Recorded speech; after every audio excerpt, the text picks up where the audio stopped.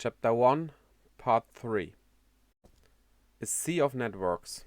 A dome theater. In front of Eiji, who stands in the center, is the projection of a schematic diagram constructed with wireframes. The World Web. Floating in the waves are servers of nations, corporations, research institutes, etc. These servers are represented as floating islands or ships. The user dives into the ocean of the network. In the deep sea region, a completely different world unfolds in front of them. The digital world. The Dome Theater plays a voice-guided tour. A wireframe schematic diagram is rendered three-dimensionally and vividly colored. It is a world different from our world, the real world. It is said to be a cyberspace that exists on a digital network. The other world, the digital world, stretches out beyond the sea of the network. Scenic beauty. The picture quality is poor, but it is a beautiful wilderness. It's like the environmental image seen in the entrance lobby. Inhabiting this digital world is this. The data becomes three-dimensional. Hololization. This is a technology initiated by the university and put to practical use by AE. This technology is also applied to the 3D digital signage seen in the city. A digital monster. A Digimon. Something is hololized. At first glance, it looks like a frog. It is a tadpole on the verge of becoming a frog, with its tail still attached. It is green like a watermelon, with black stripes. It is characterized by its mohawk-like dorsal fins, claws on its arms and legs, and exaggerated fangs.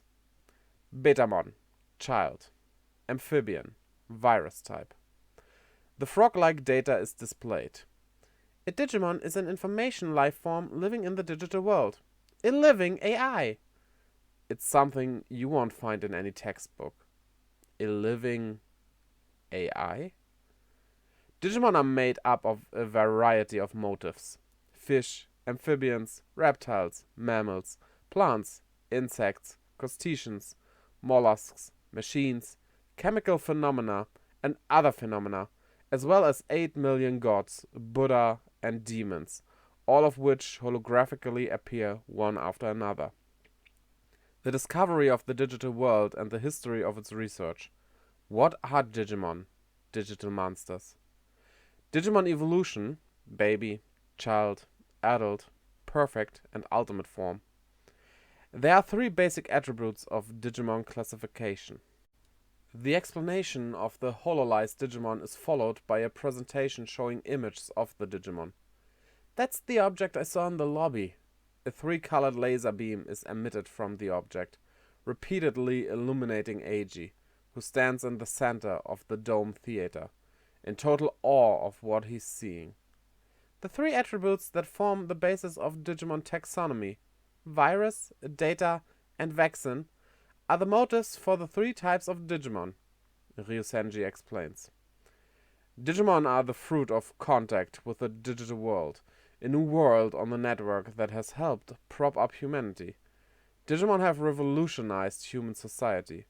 The use and application of Digimon as AI tools has led to remarkable discoveries in areas such as software development, cryptographic security, and AI drug discovery. However, it is still a secret to mankind. Most of the world's people still do not even know that the digital world exists. Suddenly, the image is disrupted. The Dome Theater vibrates. And even if they did, they wouldn't understand it anyway. The tone of the dialogue changes. It sounds like it has been processed by a machine. There's good and bad. Digimon can be misused as tools of cyber terrorism. These misuses are so-called Digimon crimes. The scene of the video suddenly jumped to the real world. We find ourselves in the passenger cabin of an airliner. Wings can be seen outside the window. The plane is flying above the clouds at night. The roar of its jet engines is audible. One of the passengers is filming the cabin with his smartphone. Sleeping on the other side of the plane, covered with a blanket, is the photographer's wife, lover, or daughter. Boo! A realistic wind noise deafens Eiji. The world is flooded with noise. And then, silence. Without warning, vision goes dark. The angle of the image is disturbed. An alert. An oxygen mask comes down the cabin. Screams. Confusion. Eiji averts his eyes. He can't watch anymore, but there's also nothing he can do. The airliner suddenly drops its nose and crashes headlong out of the clouds at an altitude of more than 30,000 feet. Tomonori Ryosenji has always been a world leader in the discovery of the digital world and research into digital monsters. He is the reason why AE's digital lab is located next to the university. I know of no other case where a single researcher has made such a significant contribution to the university's reputation and the company's business performance. The remarkable development of the university and AE was all made possible by Professor Ryosenji. Wonderful! Ryosenji's face beams with admiration as he inspects the gadget that Eiji had delivered to him. A digital dock. DDL, Ryosenji's office.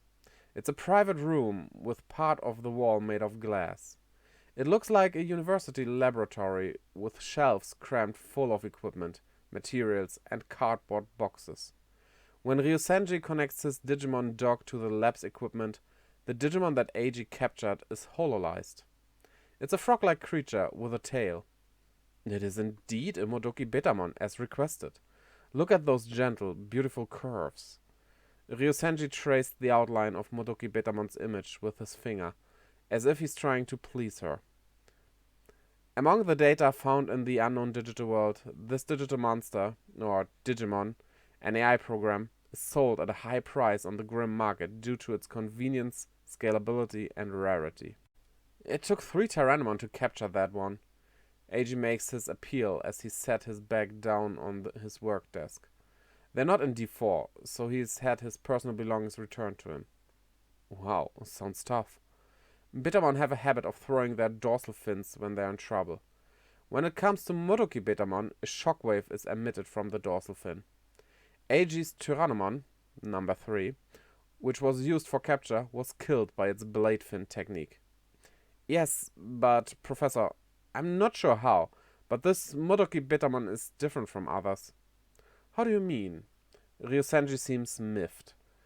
Eiji, you don't know. You really don't know the difference between Betamon and Modoki Betamon? Eiji is unhappy to have disappointed his client. Well, is it the color that's different?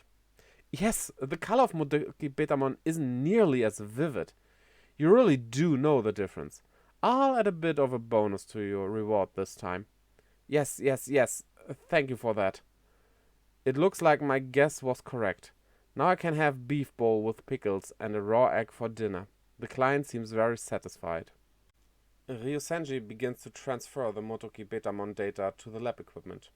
Eiji, I wanted to ask, how was what you experienced earlier? Earlier? You mean the video in D4? It was really great. That was a promotional video. We used to have a plan to expand into the entertainment sector. It was to be called Digimon Land. Nice. The idea was to sell Digimon as characters to the general public who don't know anything about the digital world. I especially like that Digimon are AI creatures. Fantasy? Fiction. If I were a kid, I'd be hooked. Eiji lets his imagination get the best of him. Digimon are alive.